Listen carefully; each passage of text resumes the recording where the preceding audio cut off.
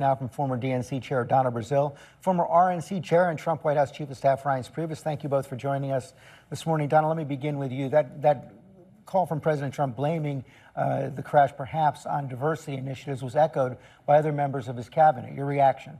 Well, as you well know, George, politics has no place whatsoever at a crash scene, especially this tragedy. At a time like this, we want a president to help us mourn and grieve, to show compassion, to comfort those who are right now just trying to figure things out. When I heard the president, after just a few words where he talked about unity, and then he started to pivot to politics, to laying this on President Obama, President Biden, and then, of course, the real appalling insult on DEI, diversity, which includes every American, women, minorities, people with disabilities, veterans. It was just a low moment again for President Trump, but we need to remember right now that a full investigation is underway. They're still recovering bodies, and our gratitude goes to the men and women who are out there on that icy Potomac still trying to recover so that we can get all of the facts together. Reince, was it a mistake for the president to jump the gun on the investigation like that? Well, I don't think so. I mean, he didn't really jump the gun. I think we're kind of taking this a little too far. I mean, first of all, there is a real investigation going on. You can see the good work of the DOT and the NTSB. It's completely professional. But there are disturbing reports that are coming out of, why were there 19 people in the tower? And the other thing I'd say is I think we need to be a little careful just assuming all of this stuff is just baseless information. I mean, the president is getting the most detailed updates and investigative information every single hour of the day. And sometimes he shares that information with the American people. The one thing I know on this DEI issue, and it's front and center in his brain, is that, he put together, this was the 50 executive order promises that the Trump administration had been campaigning on for months and months.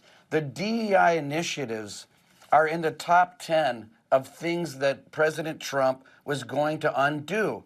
And I think that, in fact, people do support equal treatment and not preferential treatment.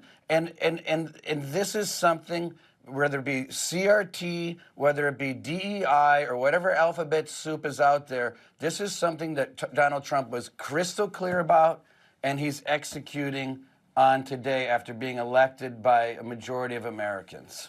Well, I mean, there's no question that was a promise he made, but do you have any evidence linking the DEI initiatives to the crash? Well, there has been a, first of all, there was a biographical questionnaire put out by the Obama administration that when we went in the first term that we undid. And then the Biden administration came in and they put in all these DEI initiatives through all the agencies. There is right now, it's been going on for a long time, a class action a lawsuit against the FAA where it is alleged that 1,000 hires have been made as part of a DEI initiative that compromised safety standards and gave people preferential hiring through a point system, preferential hiring, and overlooked others that may have been more qualified. That case hasn't been dismissed. It's been going on for 3 or 4 years now, and it hasn't been dismissed. So it could be out there. I'm just saying,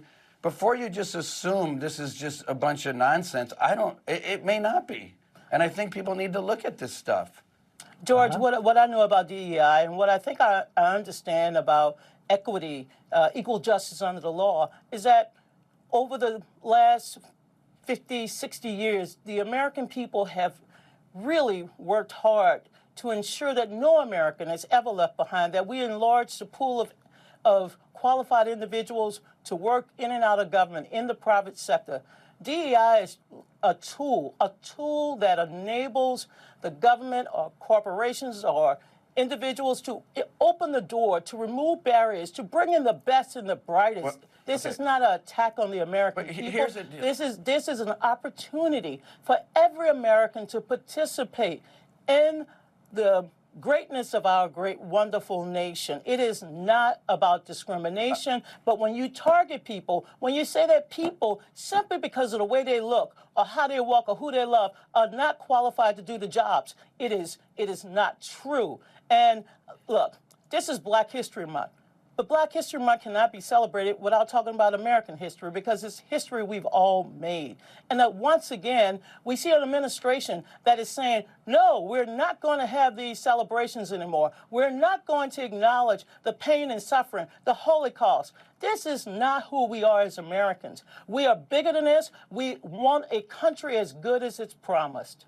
I believe that I agree with some of what Donna just said. I mean, well, thank you. A lot of it. I mean, yes, we need to give people opportunities that wouldn't have had opportunities, but we can't give people favoritism. And there's a big difference between giving, a lawyer an opportunity, because people can pick and choose whoever lawyer they want to hire. There are standards for, taking the bar exam, accreditation, and you go interview the lawyer and you hire a lawyer. But it's another thing if you're on an airplane and you have DEI initiatives that may have given preferential preference to someone sitting in a control tower. That's not I'm how not it saying works. it's true, That's not how it works. All I'm saying, Don, is there's a difference between opportunity, which I agree with, and favoritism. That's all we're saying. Well, I just want to reassure the American people that flying is safe. I've been on airplanes all my adult life. It is safe. And I've been on a plane with 2 female pilots and say, wow, this is going to go fast.